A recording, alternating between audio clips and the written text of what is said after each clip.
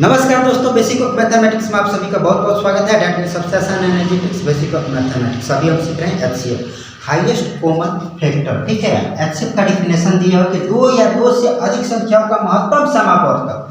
HCF वह सबसे बड़ी संख्या है जो उन प्रत्येक दिए गए संख्याओं का एक गुणनखंड या भाजक होता है। ठीक है, यानी सबसे बड़ा जो मिलेगा उसी को। ठीक है, तो 16 और 20 का एचसीएफ निकालेंगे। ठीक है, तो सबसे पहले क्या करेंगे कि 16 का अपवर्तक निकालेंगे, फिर 20 का अपवर्तक निकालेंगे, फिर दोनों का जो 16 और 20 का समापवर्तक निकालेंगे। समापवर्तक आपको छूट गई। ठीक है,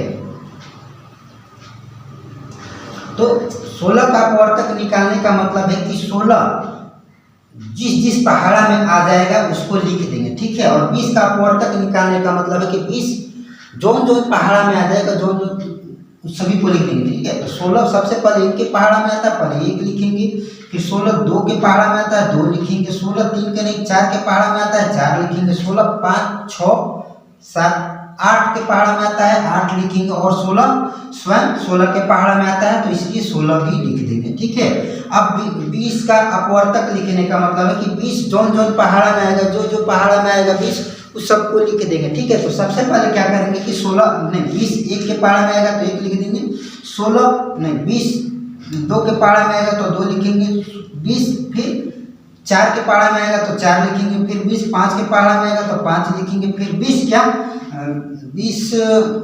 10 के पहाड़ा में आएगा तो 10 लिखेंगे, और 20 के पहाड़ा में स्वयं आता है इसलिए 20 को भी लिख देंगे।